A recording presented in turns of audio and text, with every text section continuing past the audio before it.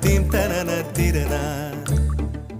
நடந்தால் ஆறு எழுந்தால் அருவி நின்றால் கடலல்லோ, சமைந்தால் குமரி மணந்தால் மனைவி பெற்றால் தாயல்லோ. சிறு நதிகளே நதியிடும் கரைகளே கரை தொடும் நுரைகளே நுரைகளில் இவள் முகமே. சிறு நதி